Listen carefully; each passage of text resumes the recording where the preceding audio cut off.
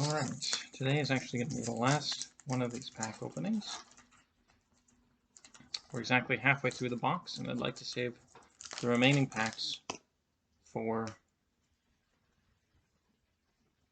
drafts. I forget which Dean this is, but I think he's pretty bad. Let's see what we've got. Blood Researcher.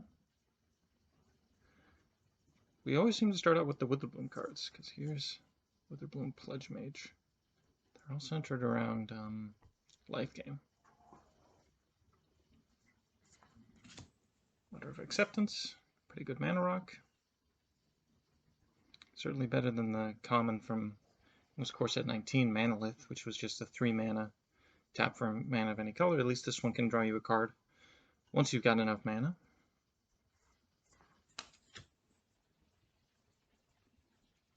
Hunt for Specimens.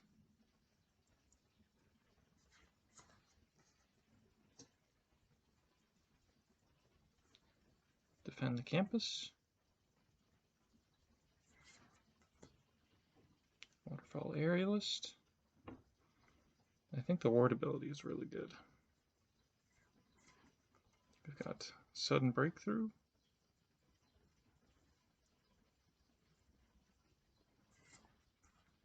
The Groff. This one is actually kind of crazy, I think. For a common at 2 mana. I mean, you have to have a pest or something cheap to sacrifice, but a 2 mana 5/4. Turn 2 5/4. If you do an Unwilling Ingredient or something like that, Unlimited can be more than people can handle.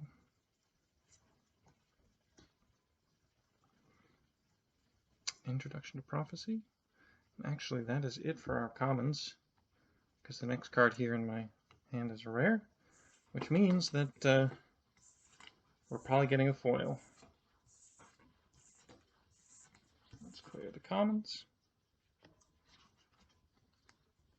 Our first uncommon is Secret Rendezvous. I think this is probably the worst draw card printed in a while.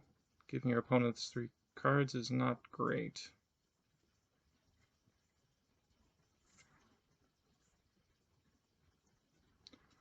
Quandrix Cultivator.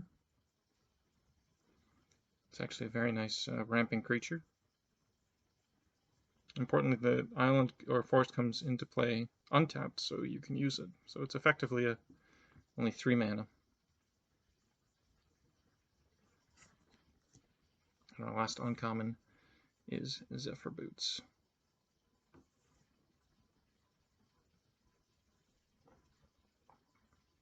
Our rare is a 2-sided card, double-sided card, Torrent Sculptor.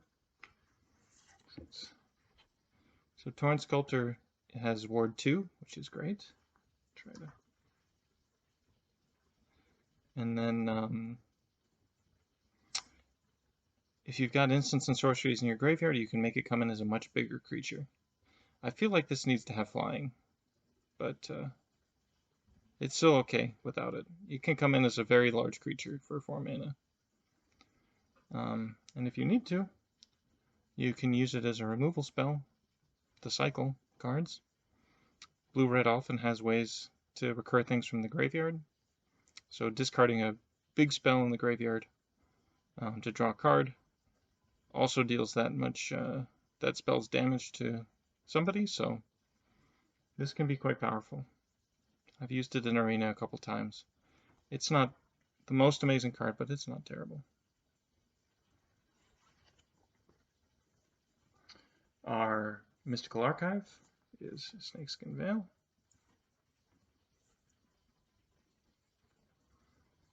Ooh, oh, wow. Okay, so our foil is actually a second rare. This is our second pack with a double rare in it. It's a foil Callous Blood Mage. And this is one of my favorite cards. I mean, its abilities are not that overwhelming, but its flexibility is what I love about it. There's a lot of graveyard interplay happening even within the set, so exiling a player's graveyard can be useful. You can just have it cycle. I mean, you lose a life, but you get to draw a card. So a 2/1 body that draws you through your deck is pretty good. And then if you need a second blocker, you can create the 1/1. So this, I think, is a really good card. I'm a big fan of it. And I'm quite happy to have gotten it in foil. I'll be sleeving that even if it's not worth anything. As I said, this is the end of the series. So I hope you all have a great day.